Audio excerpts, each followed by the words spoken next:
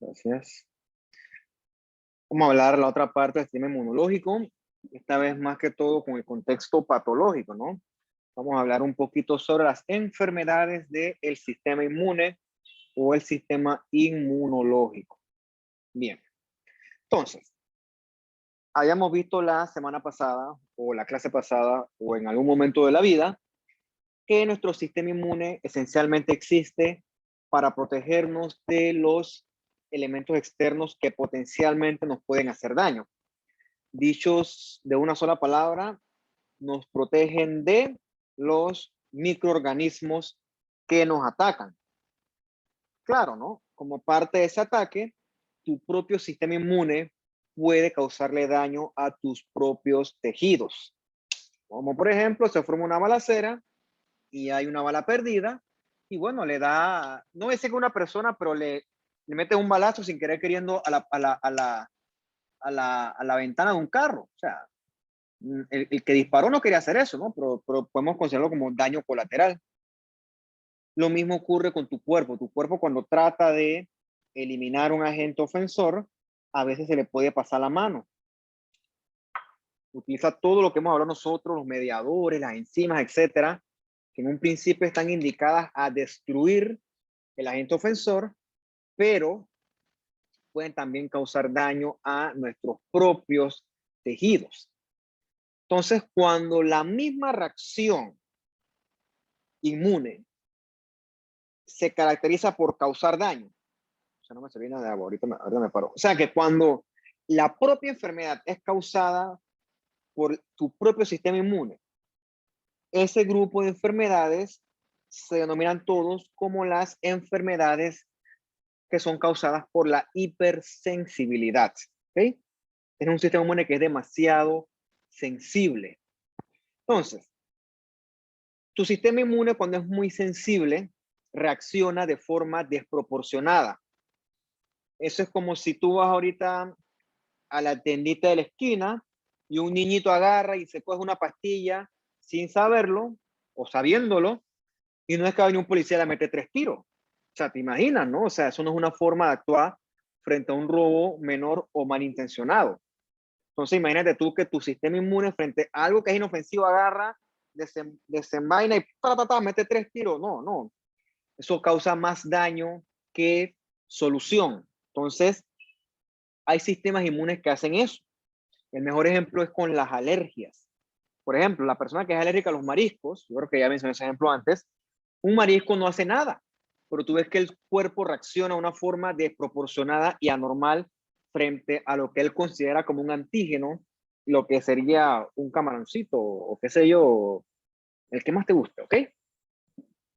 Y también ese propio ataque autoinmune puede dañar los mismos tejidos de uno, que es lo que nosotros encontramos en las enfermedades autoinmunes.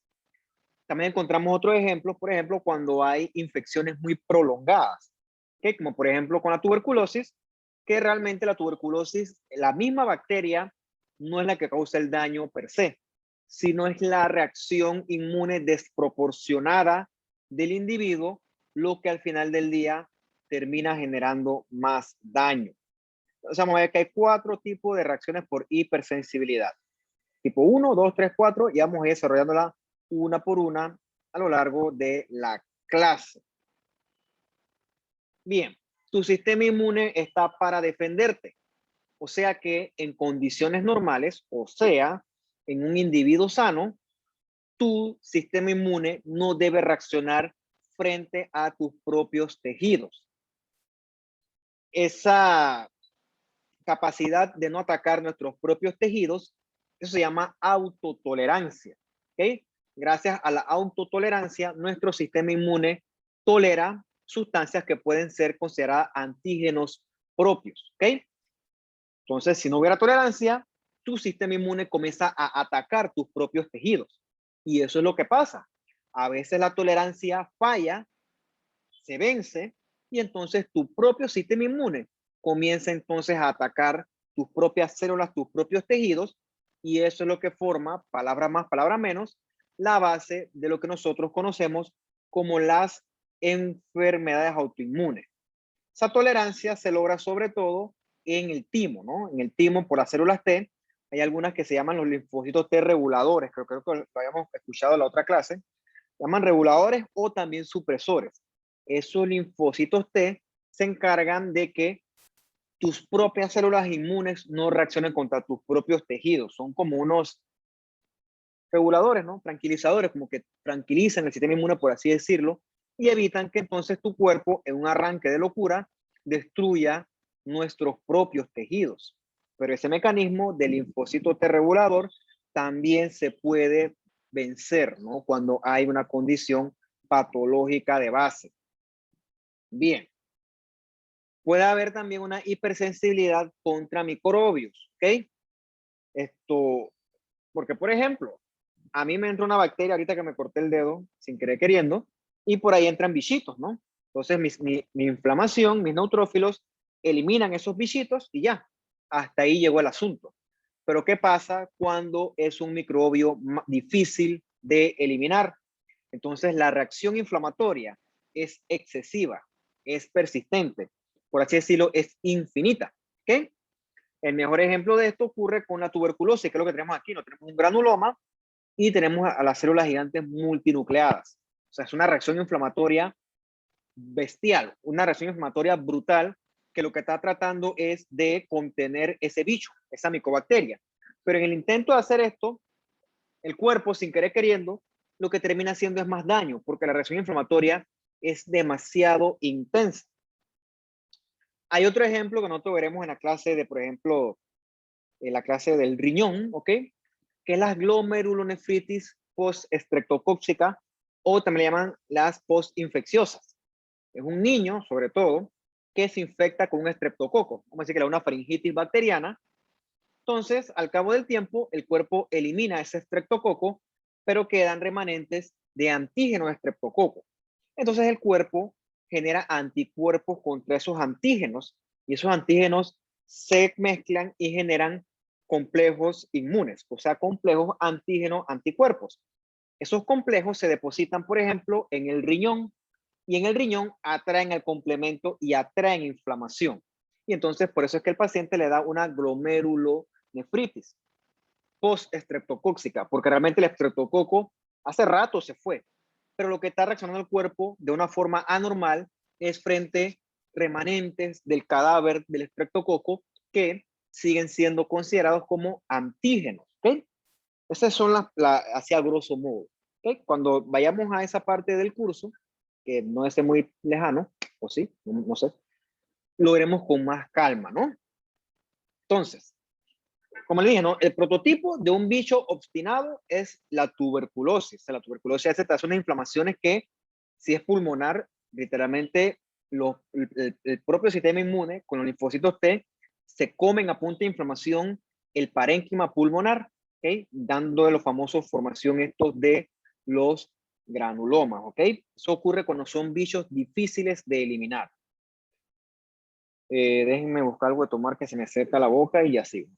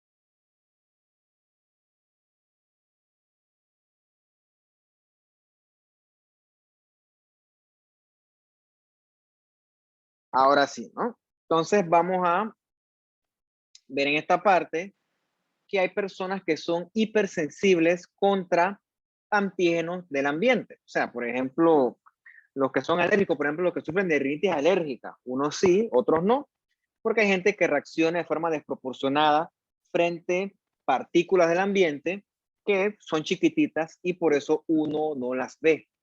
Por ejemplo, 20% de la población, según el libro, o sea, 2 de cada 10 personas son alérgicas a elementos del ambiente como el polen, las garrapatitas estas, los ácaros, el pelito de los gatos, o también pueden ser alérgicas a los medicamentos, ¿no? Como por ejemplo la penicilina. ¿Por qué unos son alérgicos y otros no? Bueno, porque tienen una predisposición genética que hace que tu sistema inmune reaccione de una forma anormal frente al polen. Por ejemplo, el polen no está ahí para hacerte daño. Entonces, la reacción que tú tienes frente al polen es una reacción que no tiene fundamento. Por eso es que las alergias solo existen para hacer daño desde el punto de vista biológico estricto. Entonces, en esta reacción de hipersensibilidad, nuestros propios elementos de la inmunidad son los que terminan haciéndonos daño. ¿Okay? Esos elementos, en vez de dañar al antígeno en cuestión, nos provocan es daño. Entonces, los anticuerpos, los linfocitos T y cualquier otra célula de la inmunidad que te ocurra, que sea la que esté involucrada, te termina haciendo daño a ti mismito. ¿Okay? Y repito, ¿qué te hizo el polen? ¿Qué te hizo el pelo del gato?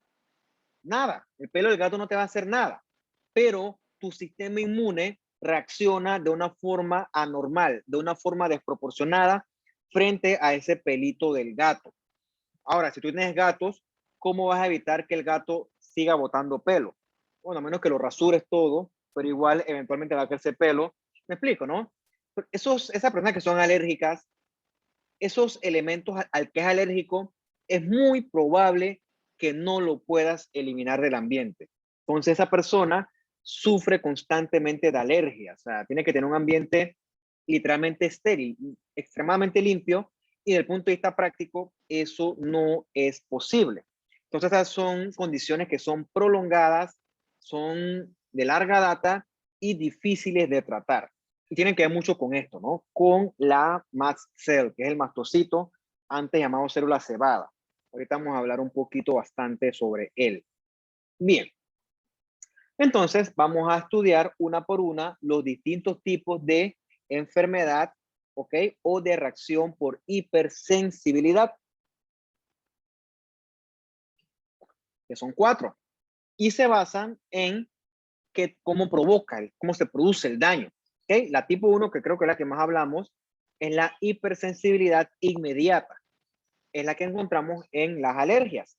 Está la tipo 2, que es mediada por anticuerpos, la tipo 3, que es mediada por complejos inmunes, y la tipo 4, que es mediada por células. ¿Okay? Vamos a evaluar una por una cada una de este tipo de reacciones por hipersensibilidad. Y la cámara un poquito bastante más, un poquito bastante más, un poquito bastante más. De la cámara un poquito más. Es la tipo 1, o sea, la hipersensibilidad inmediata. Como dice la palabra, ocurre rápido, ¿ok? Ocurre rápido, ¿ok? El que es alérgico, por ejemplo, a la picada de las abejas, se te pica una abeja y es en cuestión de minutos, probablemente menos, que ocurren los cambios patológicos asociados a la reacción con el veneno de la abeja. ¿Okay? Por eso se llama inmediata. Ocurre rápidamente porque apenas que tú entras en contacto con el antígeno al que eres alérgico, marisco, pelo del gato, veneno de la abeja, maní, ¿ok? El que más te guste, y la línea, de una vez ese antígeno interactúa con anticuerpos que están unidos a la superficie del mastocito.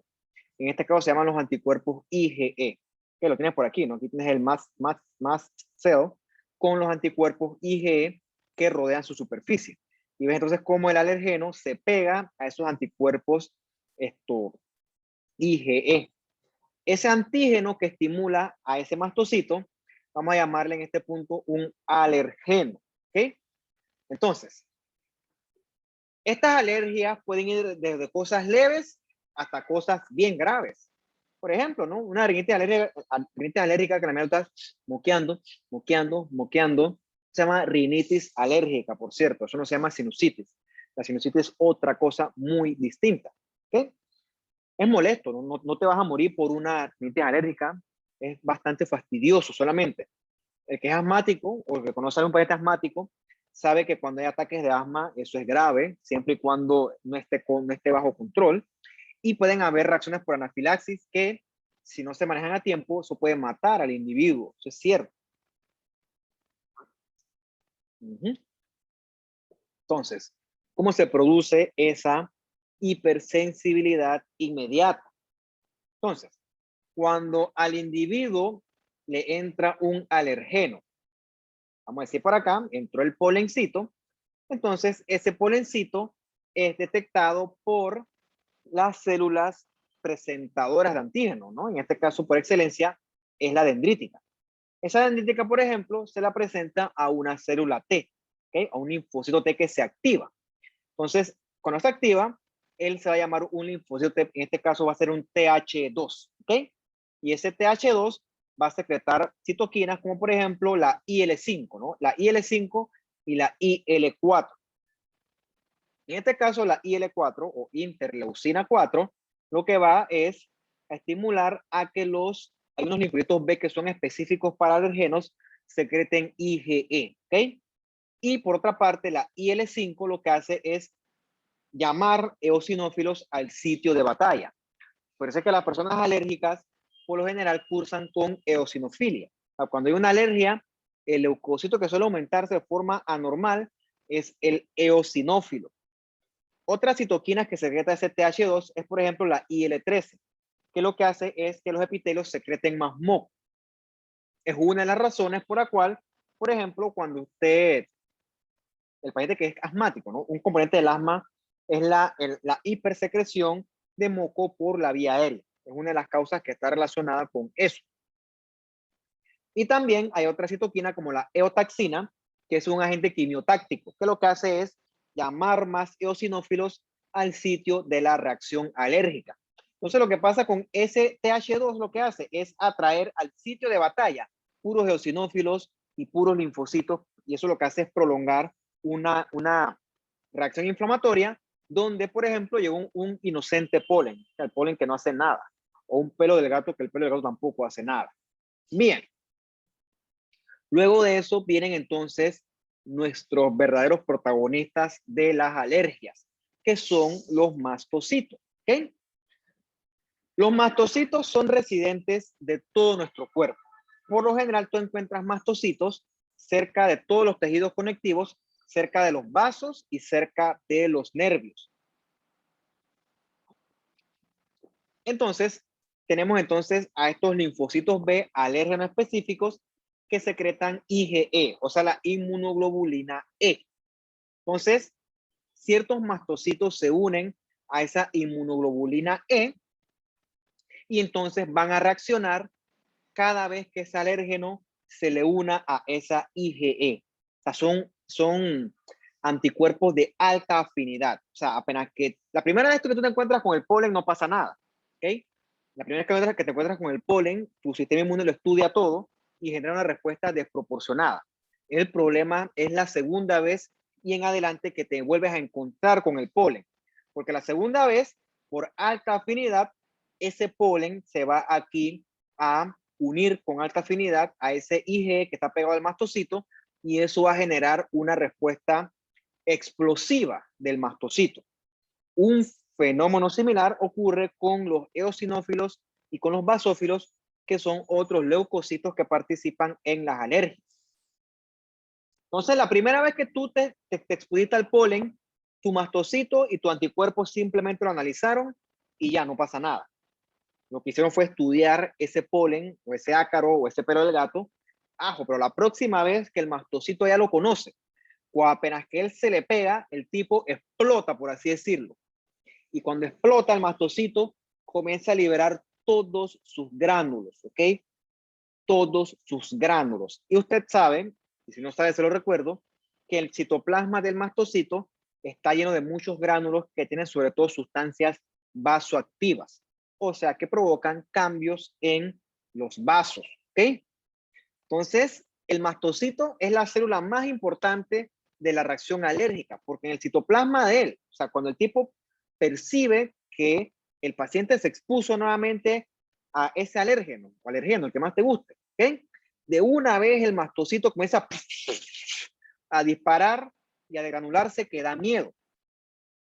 Una de las cosas que yo creo que usted conoce ya de las clases anteriores, ¿qué pasó, Champi? Que libera el mastocito es esto, ¿no? La histamina. Entonces, esa histamina provoca cambios en los vasos, provoca vasodilatación y provoca aumento de la permeabilidad vascular. Por eso es que, por ejemplo, el que es alérgico a los mariscos, si eres muy alérgico, en el sentido que si tu reacción es desproporcionada, hay gente que nada más lo huele y ya siente que la boca como que se le pone grande la lengua. Ocurre eso porque los vasos de la cavidad oral y la vía aérea, o sea, la vía aerodigestiva, se vasodilatan y la permeabilidad aumenta. Y eso favorece la fuga de líquido al intersticio. Entonces, lo que tú sufres ahí es que se te está edematizando el intersticio de la vía aerodigestiva alta. Por eso dicen que si se me hinchó la lengua, hasta que dice que estás lenguón, apenas que sientes el marisco o te lo comes sin querer queriendo, gracias a esa histamina. ¿Ok? Eso es una cosa que ocurre bucutum, en segundos, rapidísimo. También se liberan otros mediadores que provocan, por ejemplo, la picazón esa, el prurito ese intenso, es sobre todo también por la histamina. En el ejemplo con los asmáticos, cuando se exponen frente a un alergeno que lo que le provoca es cambios a nivel del músculo isobronquial, el músculo isobronquial se cierra, se contrae y también comienza a secretar más moco las glándulas submucosas. Entonces, imagínate tú un bronquio cerrado y lleno de moco, está difícil que el aire pase por ahí. Por eso es que el paciente cuando sufre un ataque de asma no puede respirar o tiene mucha dificultad para respirar. O sea, lo que tienes que buscar es un medicamento que abra los bronquios.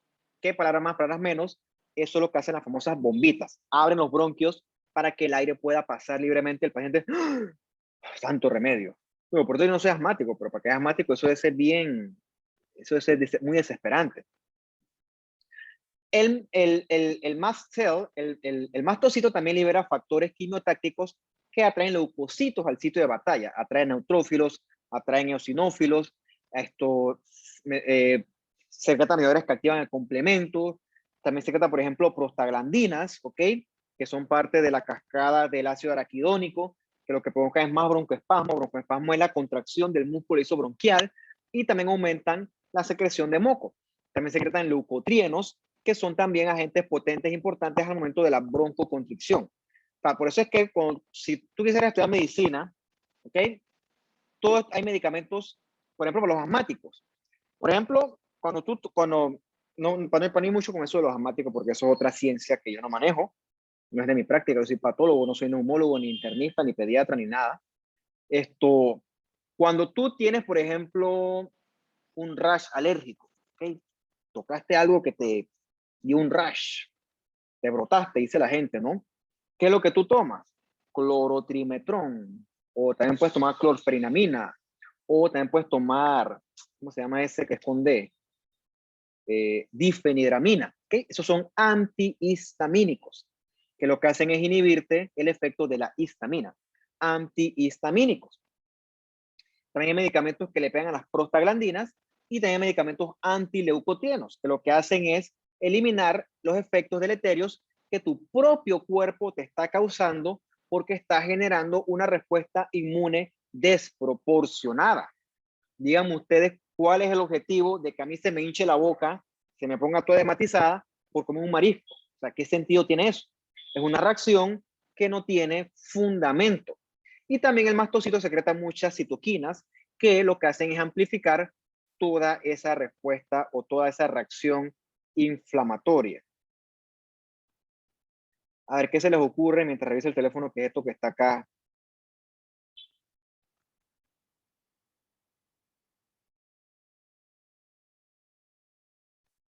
Digan algo, lo que sea. Parecen lombrices. Pensé que iba a decir que parecían como chaumines, pero sí son lombrices, ¿no? Son lombrices que vienen de este intestino que está acá. Es que está negro, ¿no? Es un intestino que está isquémico. ¿Okay? Ese color negro es el color de la muerte. Un tejido que está negro es un tejido que está inexorablemente muerto. Entonces hay pacientes, esta es una foto real, por cierto, estas son mis manos. Esto es del Hospital del Niño. El paciente está tan lleno de lombrices, se llaman ascaris, por cierto, ascaris lumbricoides, que forman unas bolas de lombrices que obstruyen el intestino. ¿Okay? Y entonces todo lo que está obstruido sufre lesión por isquemia. ¿Okay? No queda de otra que resecar ese intestino muerto. Bien, ¿por qué vienen las lombrices hablando de la hipersensibilidad?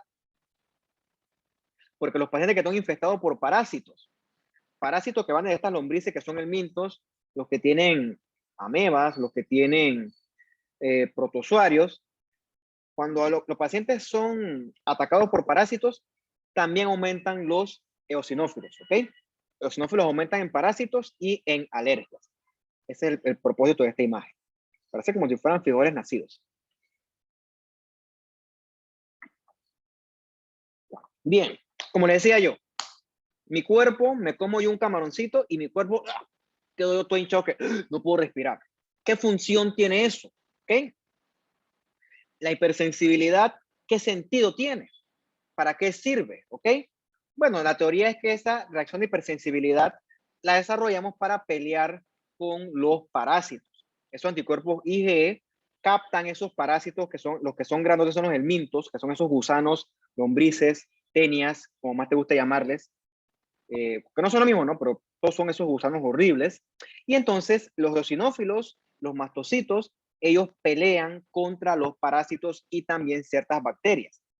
Pero ¿qué ocurre? Esta respuesta, por alguna razón que no conocemos, o sea, es una incógnita, se activa de forma desproporcionada frente al pelo del gato, frente al polen, frente a los pobres camarones, y entonces nos generan daño, sin querer queriendo, ¿no? Estos son uno de los enigmas de la medicina, que realmente pone a pensar, las alergias no sirven para resolver absolutamente nada, que sirven nada más para hacer daño. Es el ejemplo clásico de una enfermedad que está causada por un exceso de inmunidad. Bien.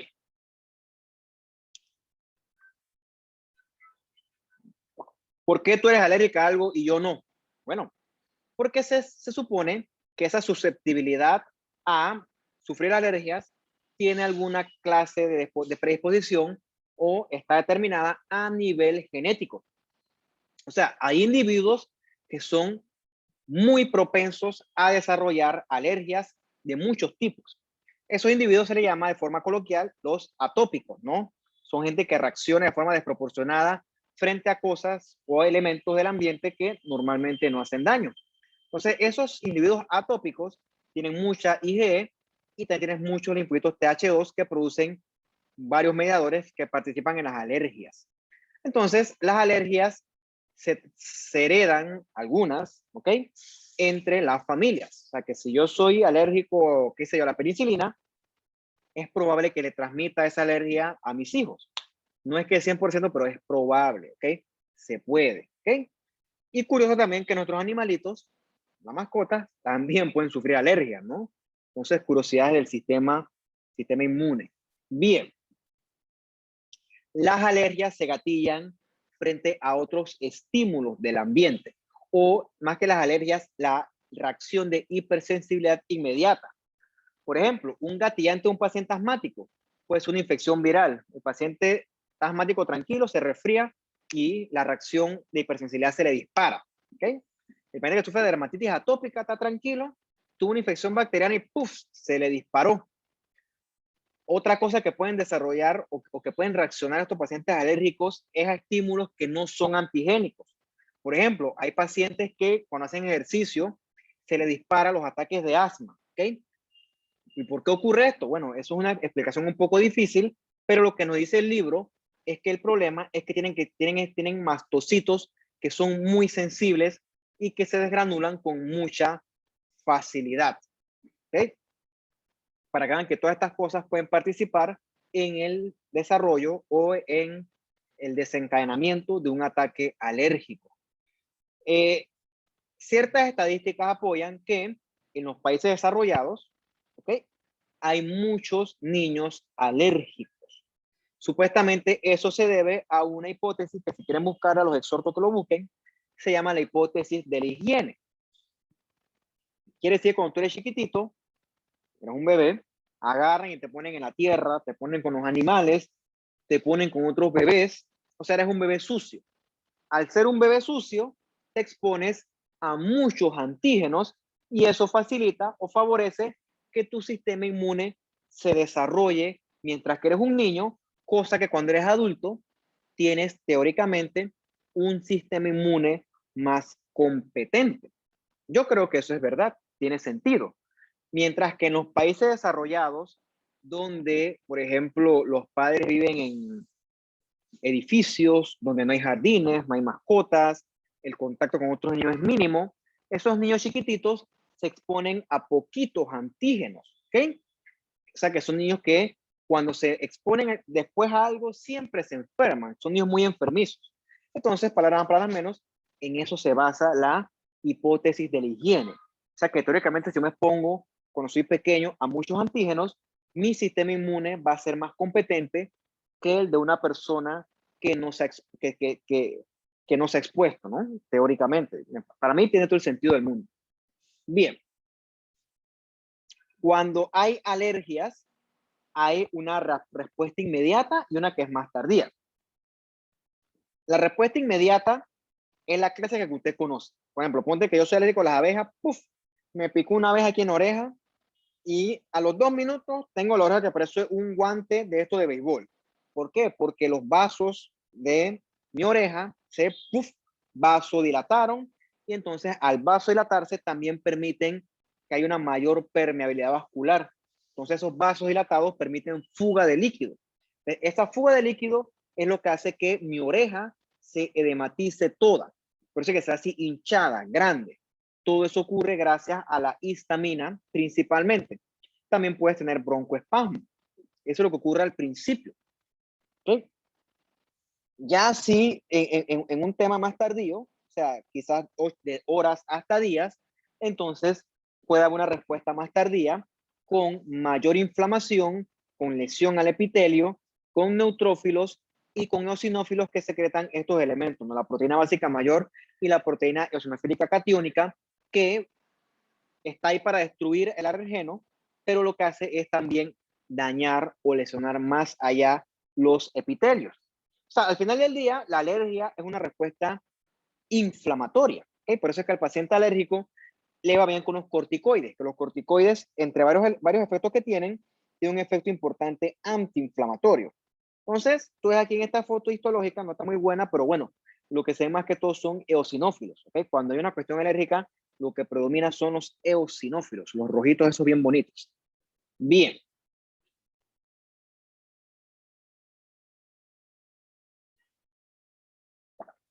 Digamos que me picó solamente una abeja y nada más se me hinchó la oreja. Bueno, fuera de lo molesto, no pasa nada. Pero digamos que chuleta, mala suerte que yo tengo una excursión en una... Me fui a hacer... Se me pica la espalda, ya la vi. Me fui a hacer senderismo, ¿no? Y qué sé yo, me recosté en un palo y pácata, tiró un congo de abejas y no me picó una, sino que me agarraron en pandilla las abejas, yo soy alérgico, chuzo.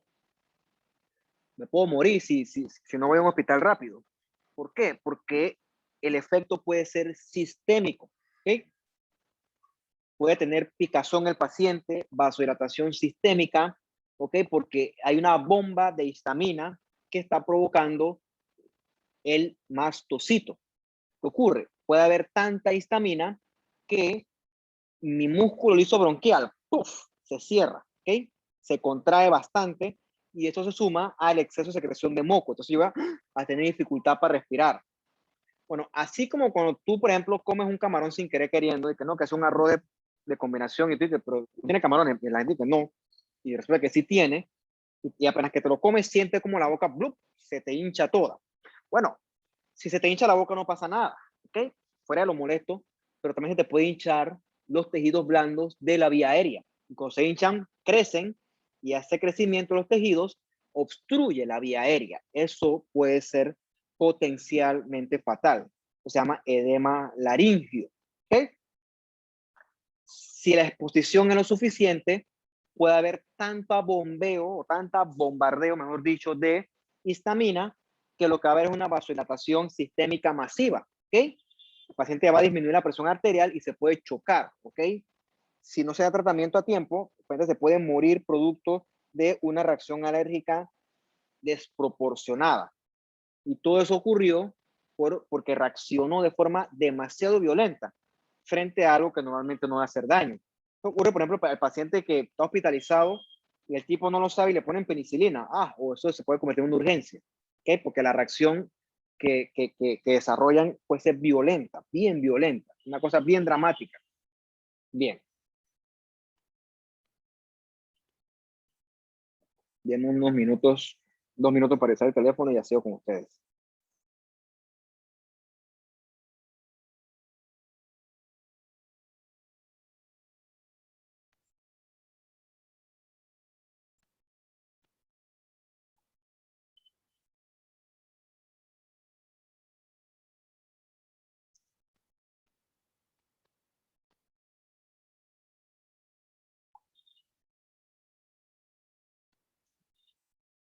A ver, a ver, a ver, a ver, a ver, ¿qué dicen de interesante?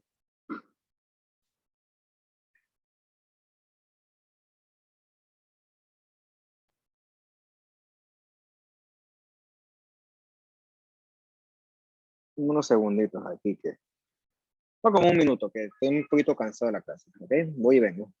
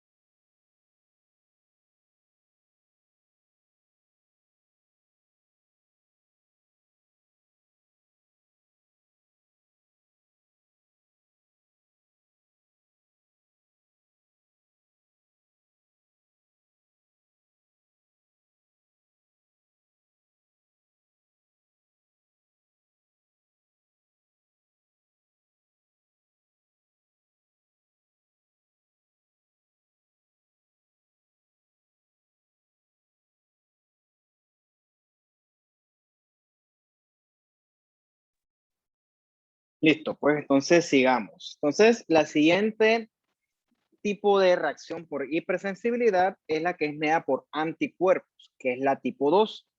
En esta reacción tipo 2, lo que ocurre es que tus propios anticuerpos van dirigidos contra tus propias células y tejidos, ¿ok? Y o tejidos. Entonces, ¿qué antígenos o qué autoantígenos pueden ser estos? Moléculas normales que tú encuentras en tus tejidos, en tus membranas plasmáticas, en tu material extracelular, en tus células. Entonces, de ese mismo modo, recordemos que los anticuerpos no solo destruyen antígenos, los anticuerpos hacen otras funciones. Y así como el anticuerpo hace esas otras funciones para destruir un agente ofensor, también utiliza esas armas para causar daño sin querer queriendo a nuestro propio cuerpo. Digamos, por ejemplo, que recordemos que los anticuerpos favorecían la opsonización y la fagocitosis. Entonces, en este caso, los autoanticuerpos se pegan a tus células y entonces tus propias células son fagocitadas. ¿Ok? Eso tú lo ves, por ejemplo, en las reacciones que son a transfusiones de sangre. Otro ejemplo es la anemia hemolítica del recién nacido. ¿Ok? Por ejemplo, donde el recién nacido tiene estos antígenos que son extraños a la madre y entonces los anticuerpos de la madre destruyen los eritrocitos del bebé, se llama eritroblastosis fetal. O también ocurre en las anemias autoinmunes, estas hemolíticas. Los autoanticuerpos también generan más inflamación, ¿ok? Y entonces van a activar el complemento. El ejemplo clásico que ocurre con esto es en la glomerulonefritis. Y otra cosa que puede hacer el autoanticuerpo es de repente no destruir la célula, pero sí alterar su función. Un ejemplo de esto lo vemos en la miastenia gravis. ¿Han escuchado esa enfermedad antes? Sí, profe.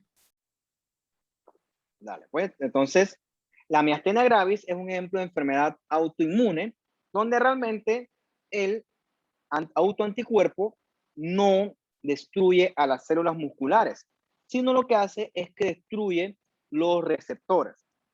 Entonces, la neurona, esta postsináptica, libera las vesículas de acetilcolina, pero entonces ellas van a quedar en el espacio sináptico ese, no van a llegar a su objetivo y por lo tanto el músculo nunca se va a contraer. Entonces el paciente lo que va a hacer es sufrir una debilidad progresiva de los músculos esqueléticos. Eso comienza con los párpados, pero de repente con miastenia gravis los párpados se le caen, no los puede levantar por falta de esa estimulación por acetilcolina, pero ¿qué ocurre? Los anticuerpos están destruyendo los receptores de acetilcolina. Y otro ejemplo es la enfermedad de Graves que se asocia al hipertiroidismo. Entonces, esto que es la miastenia gravis, ¿no? Recuerden que el autoanticuerpo destruye los receptores y entonces el músculo esquelético no se puede contraer. En la enfermedad de Graves lo que ocurre es que hay un ataque autoinmune contra la tiroides y eso lo que genera es que acá arriba en hipófisis se haga un estímulo para que se secrete exceso de hormona tiroidea. ¿Okay? Estos pacientes van a cursar con hipertiroidismo y sus manifestaciones. Después en su momento estudiaremos eso, ¿no? Pues el paciente hipertiroideo, que son mujeres, son delgaditas y tienen los ojos que se les salen, ¿no? Se llama exoftalmos o proptosis. Eso es característico del hipertiroidismo. Y hay un montón acá en esta tablita están todas las enfermedades que están asociadas a reacciones tipo 2, que es por anticuerpos, ¿no? Miastenia gravis, enfermedad de Graves, las anemias hemolíticas, pemfio, que son enfermedades cutáneas, perdón. Y puedes ver acá los antígenos target y el mecanismo de enfermedad. Bien. El tercer tipo, perdón, de reacción por hipersensibilidad es la que está mediada o causada por complejos inmunes. Bien, los complejos inmunes son complejos antígeno-anticuerpo, ¿okay? Que les gusta depositarse en ciertos lugares. Por lo general, estos lugares les gustan los vasos sanguíneos, ¿okay? Y les gustan los riñones y también les gustan las articulaciones.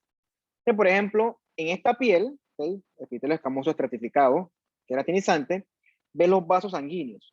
Ves cómo los vasos sanguíneos alrededor están todos inflamados. Hay inflamación tanto aguda como crónica y puedes ver algunos eosinófilos también los rojitos. Entonces, esa inflamación ahí llegó, ¿por qué? Porque en esos vasos se depositaron los complejos inmunes. El complejo inmune no hace daño per se el solito. El problema es que él llama a la inflamación, activa el complemento y lo que genera es, en el sitio que se depositó, genera una reacción inflamatoria que hasta que no la corrijas prácticamente es perpetua. ¿Ok? Entonces, esos complejos inmunes, como te dije, ¿no? Se pueden depositar en los vasos y causan las famosas vasculitis. En el riñón causan las glomerulonefritis que veremos en su momento. Y en las articulaciones generan las famosas artritis que también veremos en su momento. Bien, en este tipo 3, que es por complejos inmunes, eso se estudió en su momento con la enfermedad del suero, ¿ok? Aunque usted no lo crea, en su momento se administraba suero de caballos, ¿ok? Es un suero foráneo para el manejo, por ejemplo, de la difteria. Hasta cierto punto eso lo manejaba, pero le generaba al paciente una reacción inflamatoria desproporcionada porque el paciente reconoce el suero del caballo, su sistema inmune lo reconoce como algo extraño, ¿ok? Y entonces eso genera una enfermedad por depósito de complejos inmunes frente a los antígenos de ese suero del caballo. Obviamente eso ya no se hace, ¿no? Ya ese tipo de inoculaciones están bien reguladas, están bien testeadas, están bien comprobadas. Eso era antes, eso era la medicina. Pero lo que sí es cierto es que cuando te administran un antígeno extraño, tu cuerpo, tus plasmáticas comienzan a generar muchos anticuerpos. Entonces se generan estos complejos de antígeno-anticuerpo y lo que hacen ellos es llamar a la inflamación, llaman al complemento, llaman a los neutrófilos, llaman leucocitos, también llaman entonces plaquetas y generan vasculitis si le pegan a los vasos, generan glomerulonefritis si le pegan al riñón, etc. Entonces, prototipos de estas enfermedades son, por ejemplo, más adelante hablamos de eso. Bien, ahorita es que para no saltarme los pasos de la clase, ¿no? Entonces, esta enfermedad por complejo inmune esencialmente se dan en 3 pasos, como bien dice la diapositiva. Lo primero es que se forme el complejo inmune, o sea que tiene que llegar el antígeno, ¿ok? Que por ejemplo puede ser el remanente del estreptococo, y gatillar la formación de anticuerpos. Entonces se va a formar un complejo, este más que es el anticuerpo y este es el antígeno, ¿no? Como son una bola y una cadena, y eso circula por la sangre, ¿ok? Eventualmente va a haber muchos de estos complejos que se van a ir depositando en los distintos tejidos. Por alguna razón, les repito, les gustan vasos sanguíneos, les gustan los riñones y les gustan las articulaciones. Entonces, cuando se depositan ahí, no es que causan daño per se, el daño lo causan porque llaman al complemento, llaman leucocitos y llaman a la inflamación.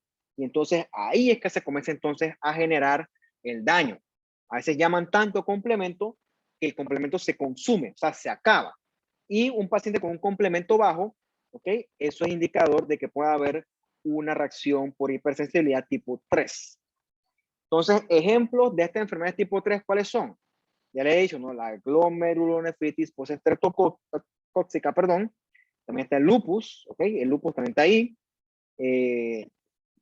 Entre otras que si quieren después se revisan con calma. Bien.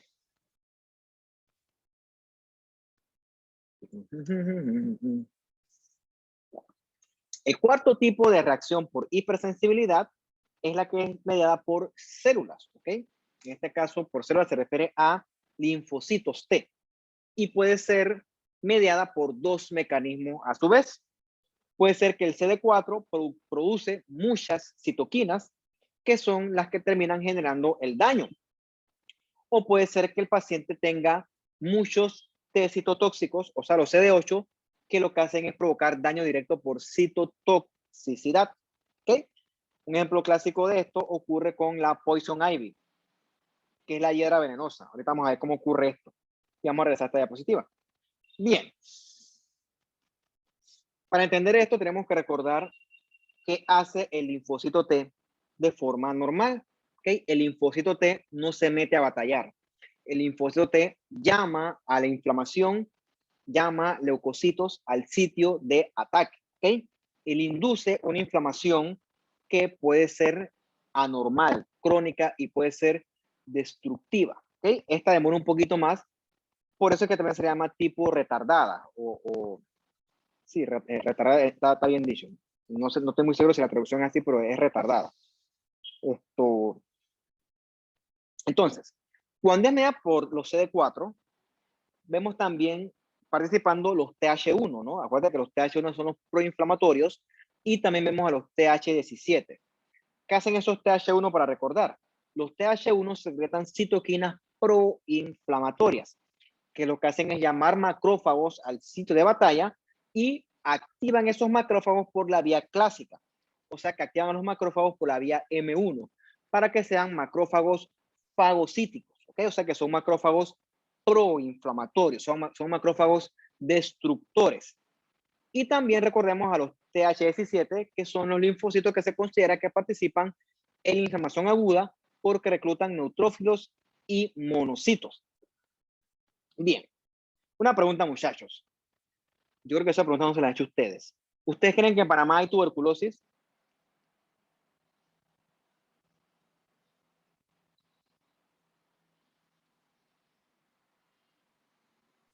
Yo creo que sí, profe. Y cuando crees que sí, ¿a qué te refieres con que crees que sí? O sea, como que... déjame cómo reformulo la pregunta. ¿Tú crees que alguna vez tú has estado expuesta a la tuberculosis? Bueno, en ese caso no. Probablemente estés equivocada, ¿ok? Porque en Panamá es un país endémico para tuberculosis.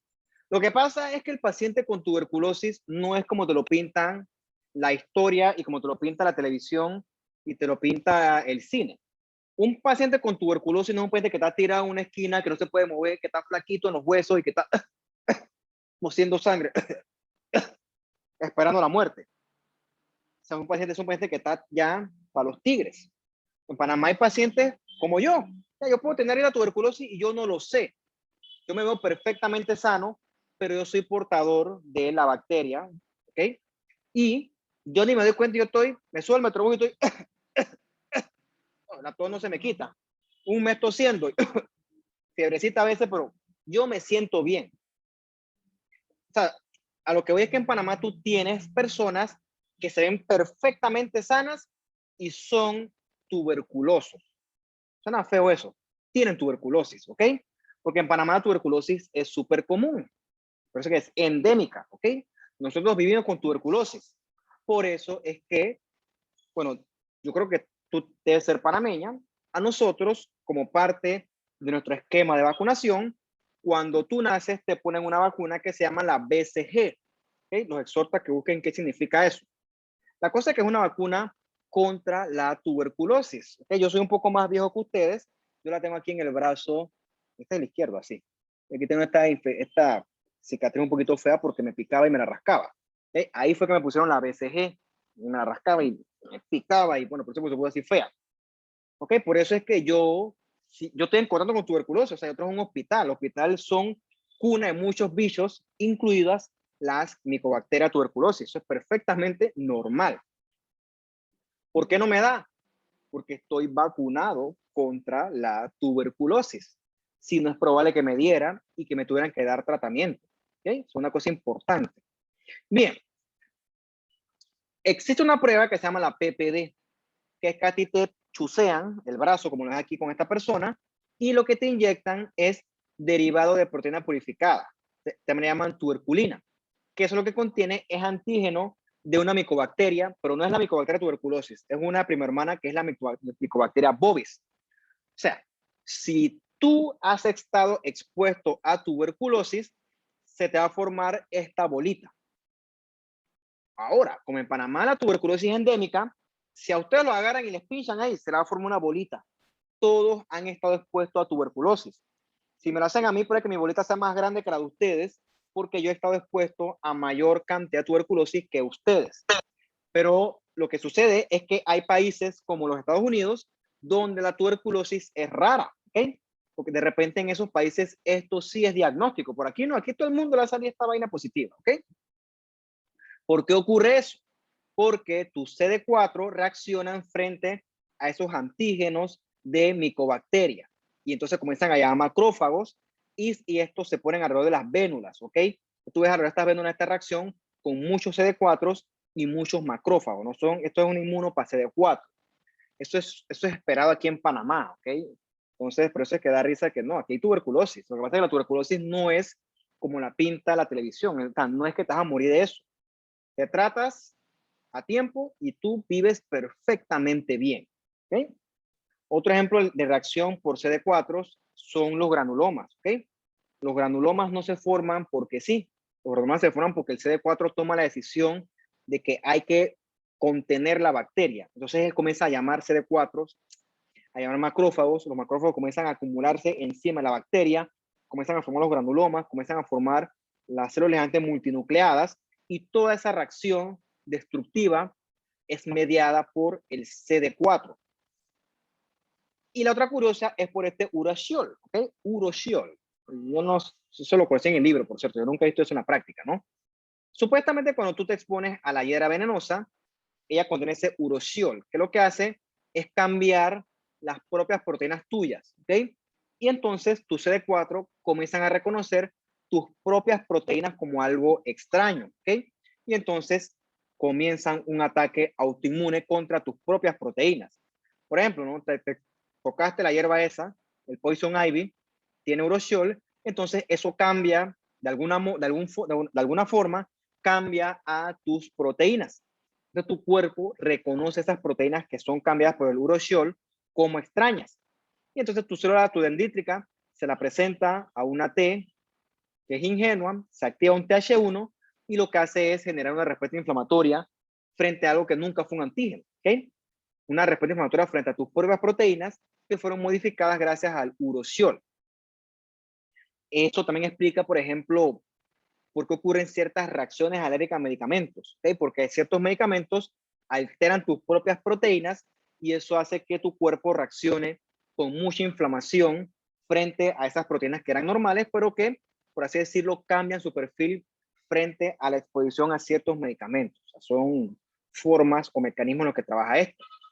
Entonces tenemos muchas enfermedades que son asociadas a reacciones mediadas por células. Está la artritis reumatoide, ¿okay? Después se leen esto, esta me interesa que la conozcan. Y hablamos un poquito más después, pues, o sea, cuando hablamos de la clase de las articulaciones, hablamos de la artritis reumatoide, también hablamos un poquito de la esclerosis múltiple, la diabetes tipo 1, ¿okay? La diabetes es una enfermedad autoinmune, ¿okay? La tipo 1, por cierto, ¿no? Se genera porque en el páncreas, en los islotes de Langerhans, con las células beta, que son las que producen la insulina, hay un ataque autoinmune frente a esas células beta. Se destruyen. Y entonces el paciente no secreta insulina. Y entonces el paciente, cuando come, el azúcar toda se le queda en la sangre. Entonces, eso son los pacientes que son los diabéticos tipo 1. Pero eso es una introducción, después vamos a hablar de eso. La psoriasis famosa también es una autoinmune mediada por células. Bien. Eso con respecto a la CD4. También tus CD8 pueden reaccionar frente a tus propios tejidos y provocar daño, ¿ok? ¿Qué ocurre? El CD8 por lo general destruye una célula que es peligrosa, destruye una célula infectada por virus o destruye una célula que está rumbo a convertirse en una célula neoplásica. Pero ¿qué ocurre si destruye una célula sana? Bueno, eso puede pasar y eso constituye la base de una enfermedad autoinmune. Es algo similar a lo que ocurre, les decía, con la diabetes tipo 1. A tu cuerpo de alguna forma reconoce tus células beta del páncreas, del lote de Langerhans, como algo anormal. Entonces, de forma normal, los CD8 citotóxicos lo que hacen es reconocer células infectadas por virus. Eso es lo que ocurre en las células del cérvix epiteliales que son infectadas por virus del papiloma humano. El CD8 lo reconoce gracias a sus TCR, ¿no? T-cell receptors. Entonces las destruyen, ¿okay? Le meten una lanza y ¡pácata! Las aniquilan. Sí, por una buena causa. Pero el problema es que ese ataque puede lesionar células que no estaban involucradas. Eso ocurre por ejemplo, en las hepatitis virales.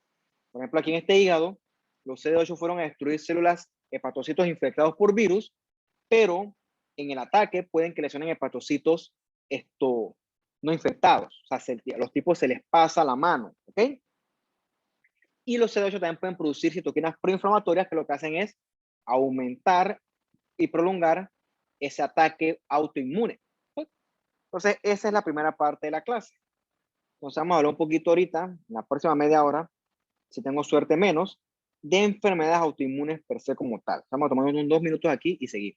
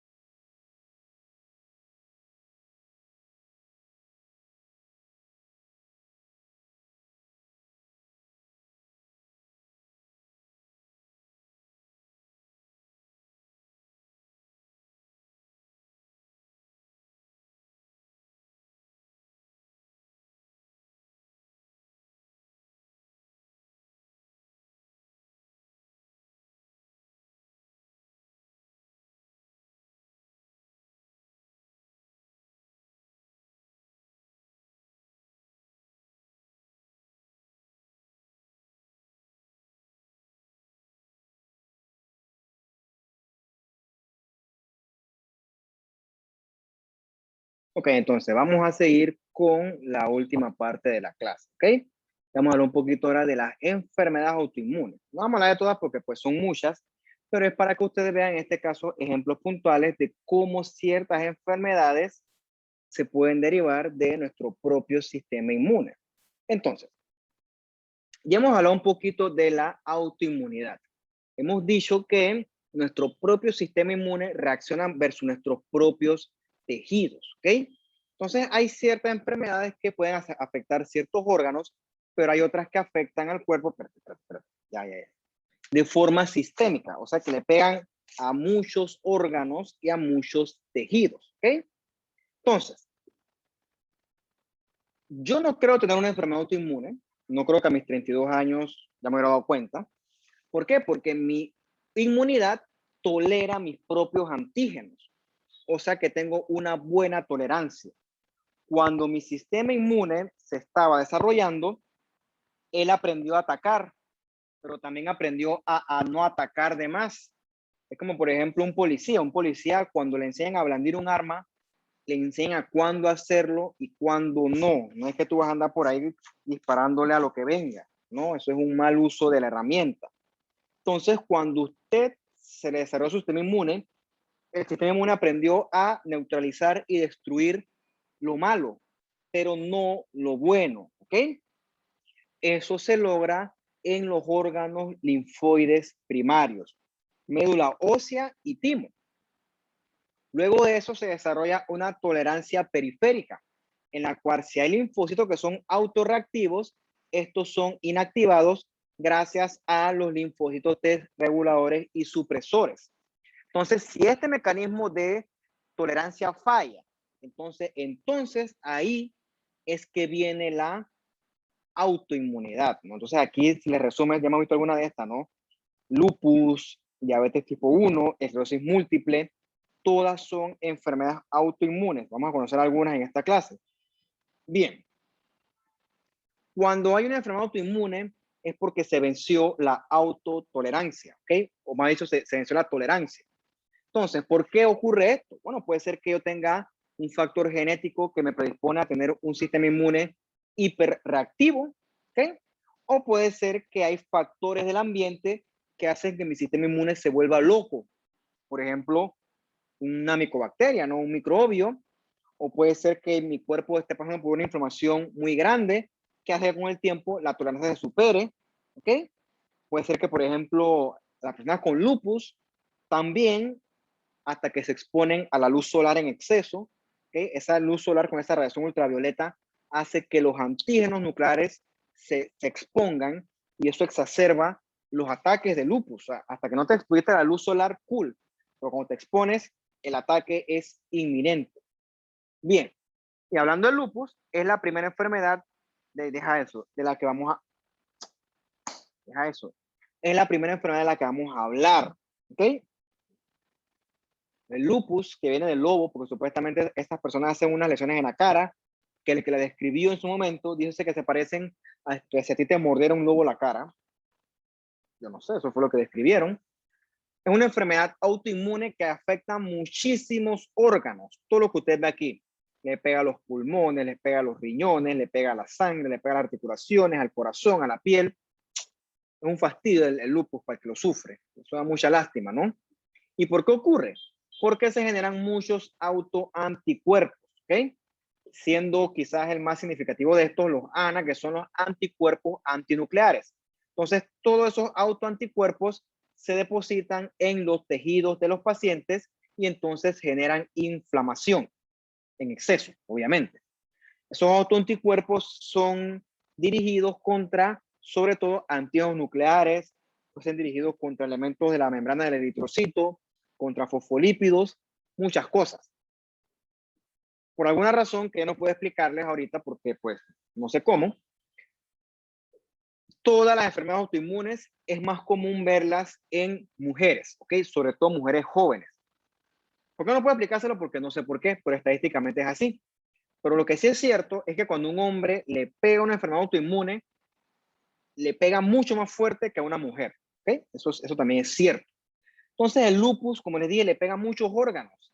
puede pegarle al riñón, causa nefritis, una nefritis que puede quedar hasta en falla renal crónica, le pega a la piel, que es lo que genera este eritema malar, esto genera artritis, y el paciente también puede tener múltiples anomalías hematológicas, anemia, leucopenia, trombocitopenia. Entonces, ¿qué ocurre? En el lupus se generan muchos antígenos nucleares, ¿ok? Entonces, esos antígenos nucleares llaman a la producción de autoanticuerpos. Bueno, ¿por qué ocurre esto? Porque el paciente tiene cierta susceptibilidad genética y también cuando el paciente se expone a la radiación ultravioleta, que es un estímulo del ambiente, eso genera mucha apoptosis con la liberación de muchos antígenos nucleares. Claro, ¿no?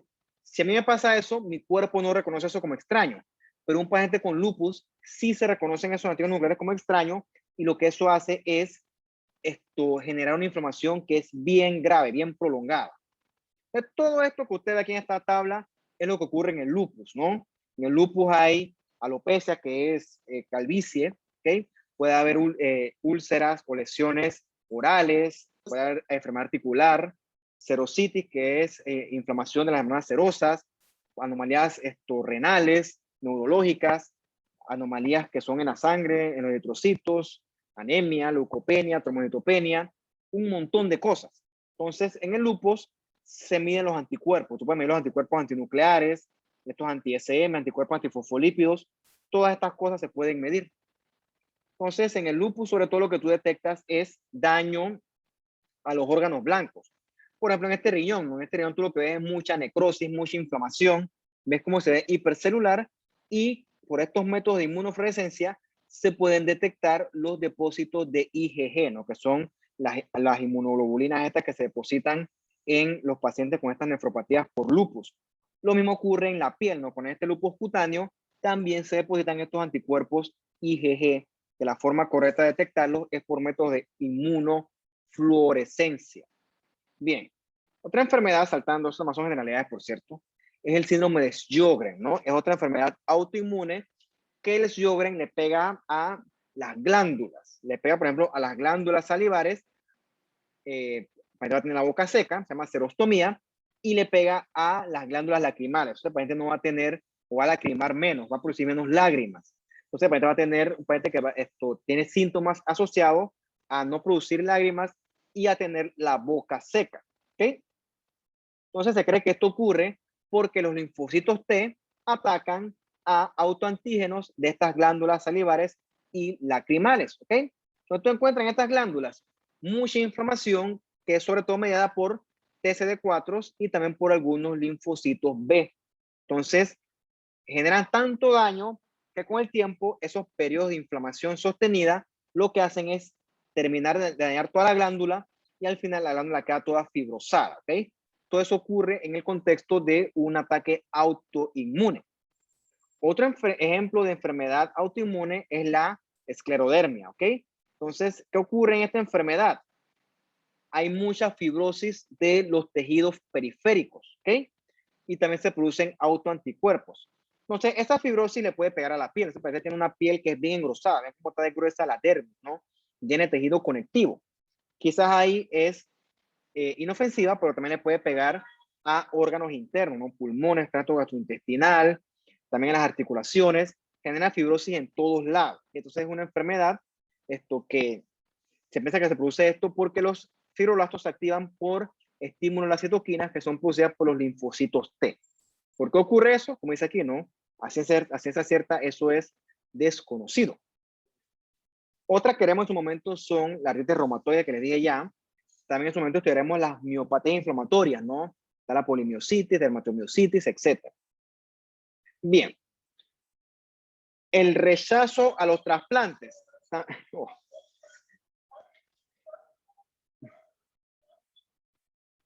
En la vida.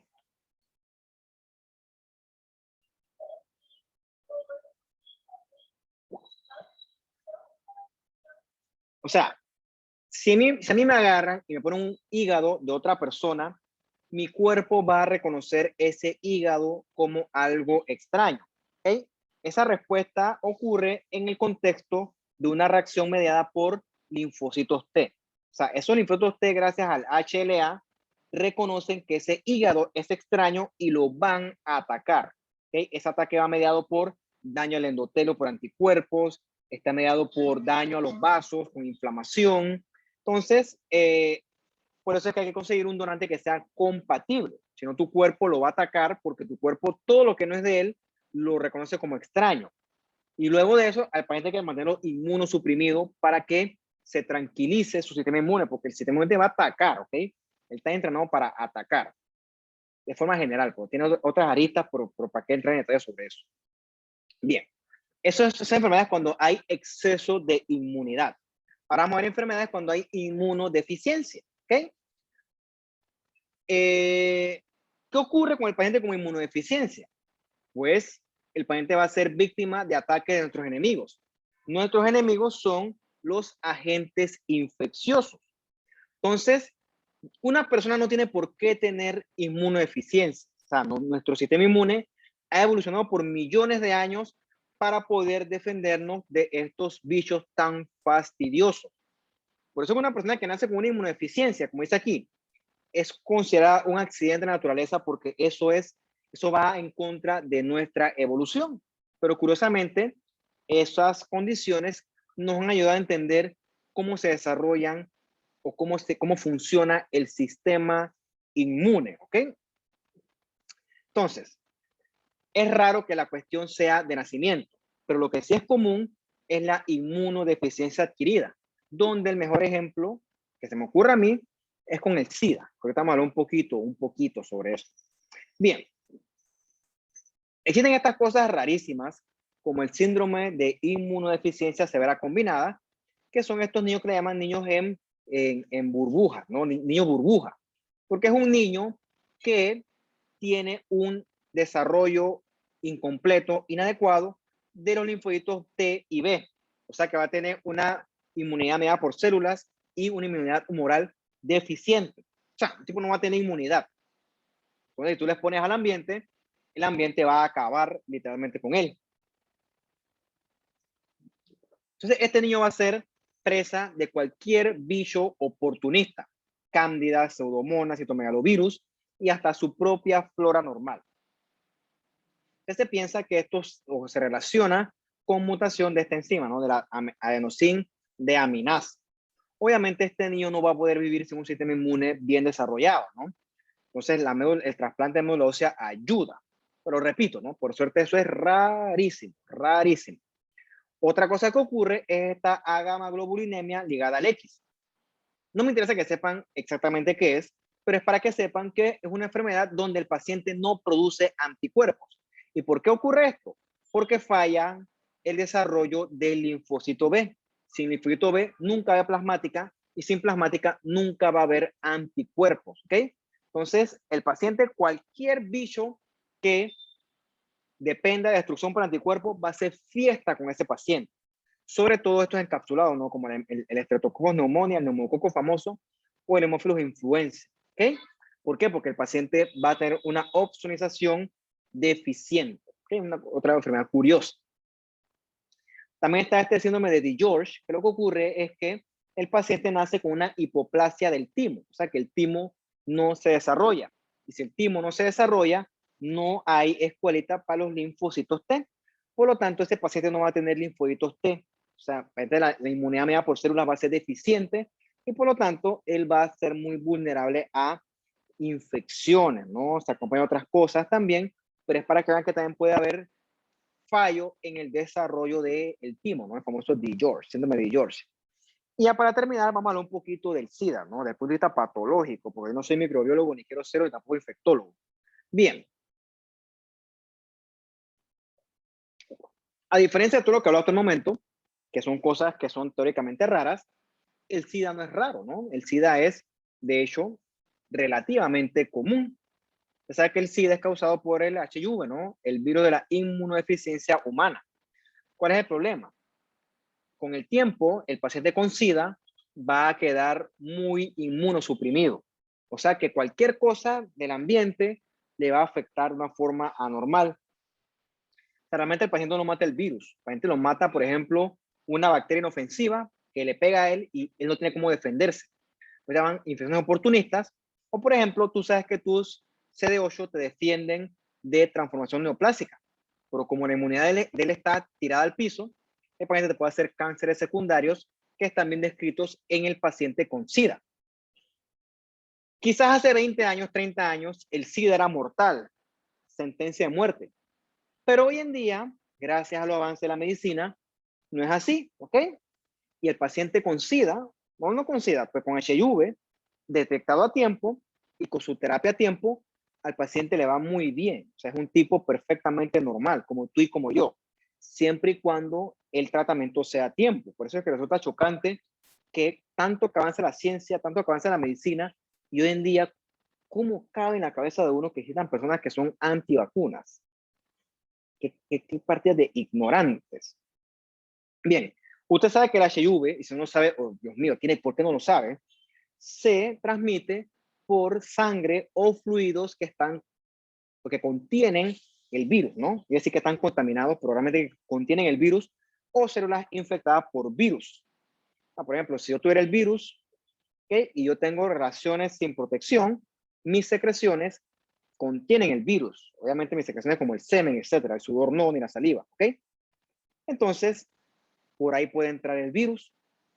Por suerte en Panamá las drogas intravenosas no son tan populares, pero también si yo tengo el virus y me pincho y le paso la aguja cochina a una persona, puede que el virus entre por ahí.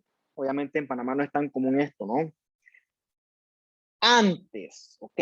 Antes en el pasado se veía transmisión por transfusiones sanguíneas, ¿ok? Hoy en día eso no ocurre, por lo mismo, porque la medicina ha avanzado mucho y hoy en día la ciencia del banco de sangre evita que la sangre que se transfunda tenga no solamente HIV, no tenga ni hepatitis, no tenga sífilis, no tenga nada, que sea una sangre limpiecita y compatible con el paciente. Es que me da rabia porque esto ya estaba leyendo de que hoy la gente en Instagram, que el SIDA se transmite por transfusiones sanguíneas. Eso no se transmite hoy en día, Dios mío. Que la gente es ignorante, la gente niega la ciencia. Eso a mí me molesta mucho. Esto ya no ocurre, porque anteriormente se veía. Eso es historia de la medicina. Hoy en día los controles son estrictos. ¿Okay? Hoy en día hay gente que se dedica exclusivamente a trabajar en estos bancos de sangre para que la transfusión sea limpia. Otra cosa que no ocurre hoy en día, una madre HIV, ¿okay? Puede tener perfectamente a su bebé libre de virus, virtualmente 0% de transmisión, siempre y cuando tenga tratamiento, ¿ok? O sea, alguno de ustedes aquí tiene que haber estado embarazada, tiene hijos, o conocen a que tiene virus, alguien que tiene hijos, sorry. Parte del control prenatal incluye una prueba de HIV y una prueba de VDRL. VDRL es para detectar sífilis.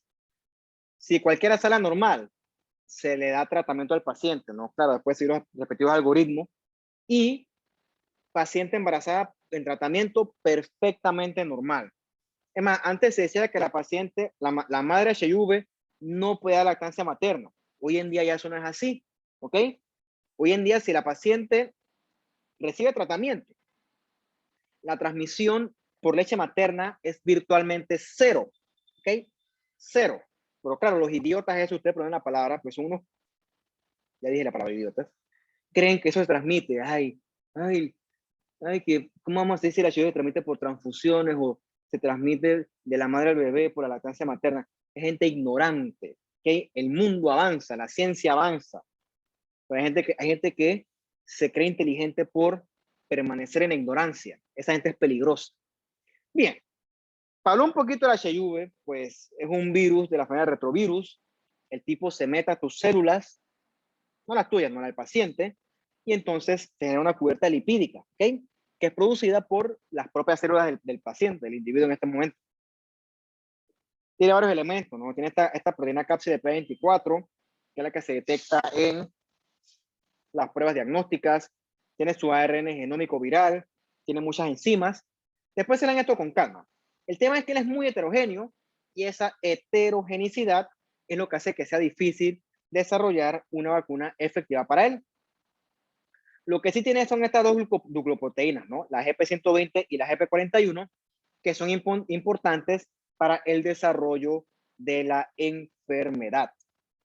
Entonces, quizás esto sí me interesa, ¿no?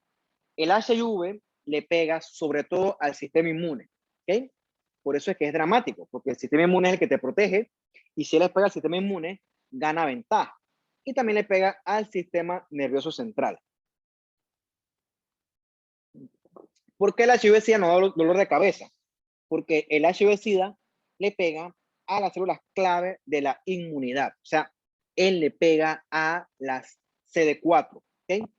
El HIV le pega sobre todo a los linfocitos T CD4. También le pega a otras células, pero principalmente les pega a las CD4. Eso es como, por ejemplo, tú agarras a un ejército y matas al general. O sea, el ejército queda en acefalía. ¿Okay? Lo mismo ocurre en el SIDA. Tú matas a la principal célula efectora y todo el sistema inmune, por muy capaz que sea, queda en acefalía. Y no contento con eso, también altera la función de los T ayudantes que sobreviven al ataque. Entonces, eso ocurre gracias a que la GP120 se une entonces a estos TCD4, ¿ok? Se une y hace que el virus se fusione, se inserte dentro de estos T y también se inserta dentro de los macrófagos. Entonces, ya dentro de estos linfocitos T de los macrófagos, el HIV comienza a replicarse, ¿no? ¿Ok? Por su transcripción reversa, ¿no? No entra en detalle sobre eso. Y entonces crece, ¿ok?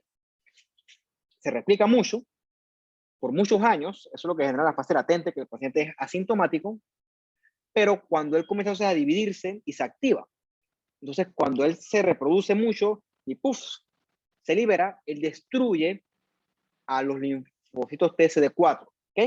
Y entonces ahí es que entonces viene el ataque por autoinmunidad. Esto es lo que pasa, ¿no? El virus se mete dentro de la membrana plasmática y dentro ya se comienza a replicar y después ¡puf! Se libera y destruye la célula.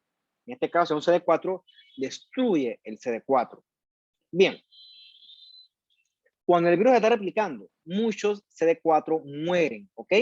Mira lo que dice aquí, ¿no? 100 billones de partículas virales se producen de 1 a 2 billones de CD4. O sea, imagínate tú todo el montón de virus que se produce cuando el paciente está infectado. Entonces, cada uno de estos virus dentro del CD4 se replica mucho y crece, y ¡boom! Literalmente revienta al CD4, lo destruye, ¿ok? Esa destrucción masiva de CD4 es lo que provoca esta inmunodeficiencia, ¿ok? Principalmente por células T. Otras cosas que hacen es que esto lleva apoptosis a otras células, destruye órganos linfoides, también fusiona las células sanas con las infectadas y también los poquitos T remanentes hace que su función disminuya. O sea, el paciente tiene una inmunosupresión masiva. No solo le pega a los T, sino que también le pega a los macrófagos y a las dendríticas. ¿Okay? Eso hace que toda la inmunidad quede por el piso, ¿no? Quede destruida. También le pega a los monocitos que llegan al cerebro y eso también te explica por qué la inmunidad del cerebro también queda disminuida, ¿no? Porque le pega a la microglía. Bien. De forma resumida, cuando una persona es infectada por HIV, hay varias fases, ¿no? Hay una fase aguda donde el virus se disemina. ¿Okay? El virus comienza a replicarse y a infectar a las células. Eso ocurre cuando el paciente recién se infecta, pero ¿qué ocurre? Los síntomas que el paciente tiene son síntomas inespecíficos.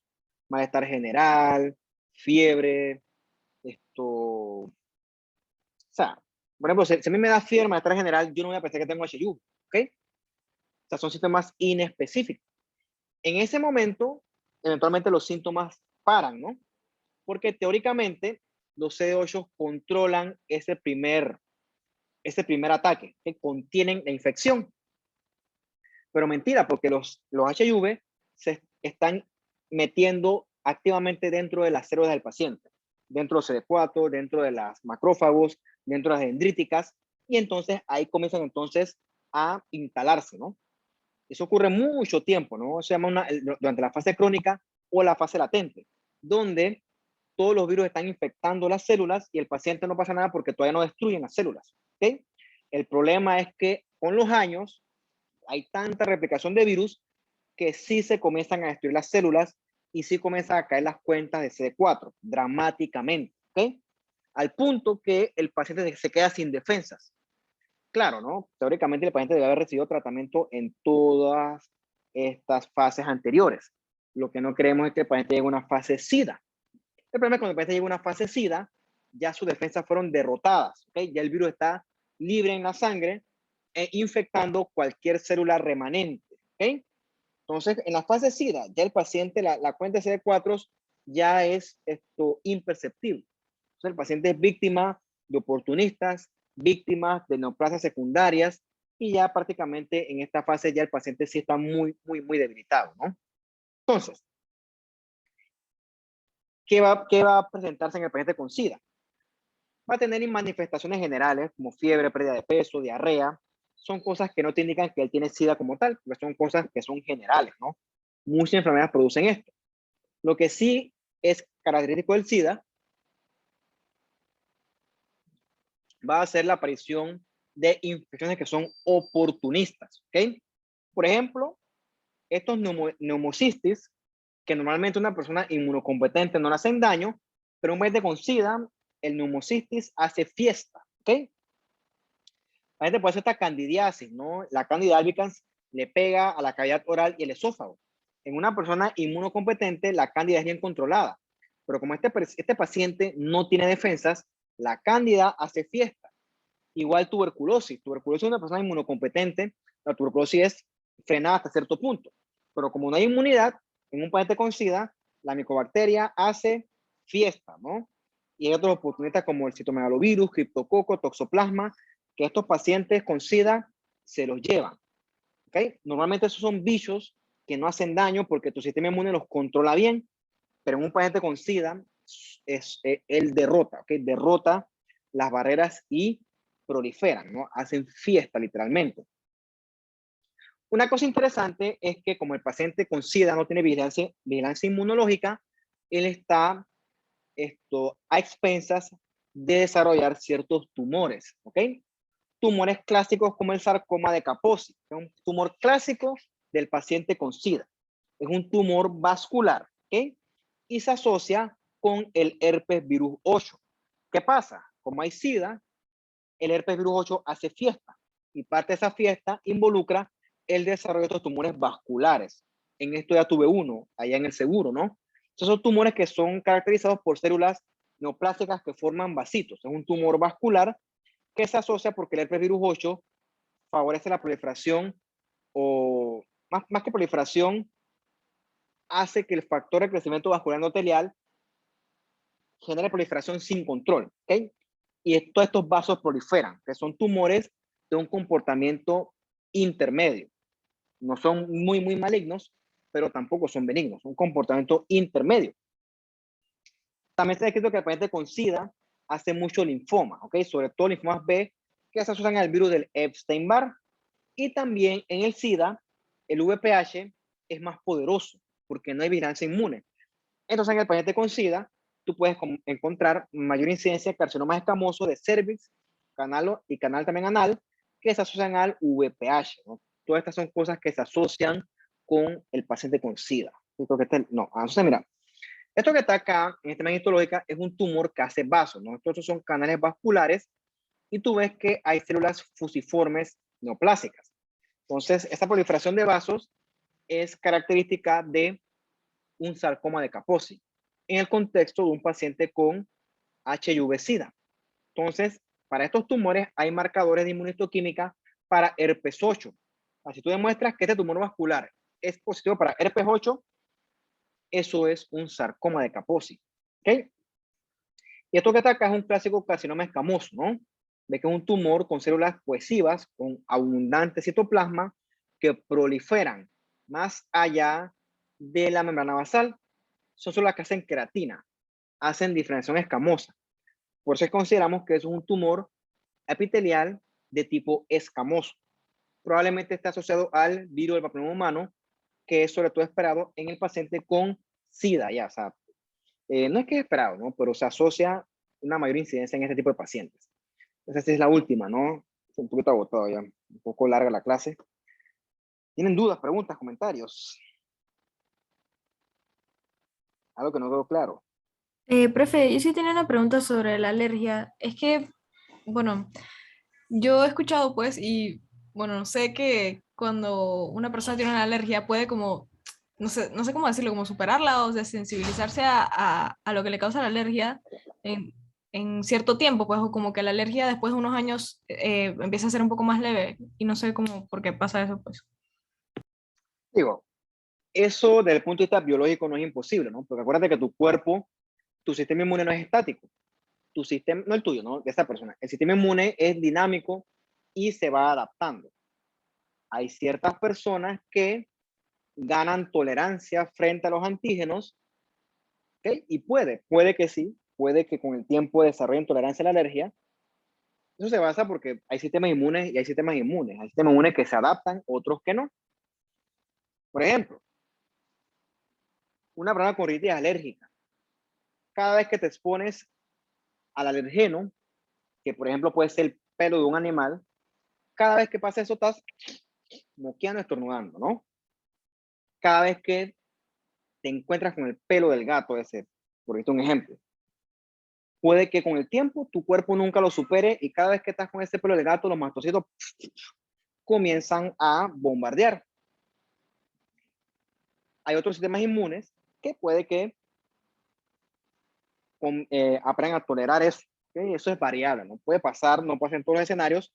Pero lo que te quiero decir es que esto es muy heterogéneo. ¿Okay? Hay gente que se adapta, otra gente que no, no es imposible. Del punto de vista biológico estricto no es imposible. Hay casos que sí se puede, ¿no? Lo otro también que se me ocurre es que simplemente la persona deja de exponerse al antígeno, en este caso deja de exponerse al alergeno, y entonces cree que se curó. Pero realmente vuelve y te expones y vuelves y haces la alergia, ¿no? Ambas cosas pueden pasar. Lo cierto es que la respuesta para mí con esta pregunta sería es que en términos generales el sistema inmune es bien maleable y bien heterogéneo. Probablemente te adaptes, probablemente no. Varía de individuo a individuo. Biológicamente es posible, ¿okay? Es posible, pero no es que ocurre en todas las personas, ¿ok? Ocurrirá en ciertos individuos, ciertos no. Eso es bien variable. Pero sí puede pasar, ¿no? Estamos diciendo sí puede pasar.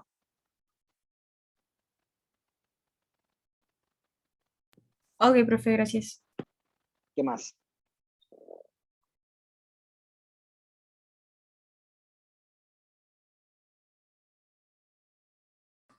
Creo que ya no hay más preguntas, profe. Listo, pues entonces los dejo y nos veríamos entonces nosotros el miércoles a la mañana, si Dios quiere y espero que quiera. Entonces, chao, cuídense y que estén bien. Listo, profe. Usted también. Chao, profe. Chao. Hasta luego.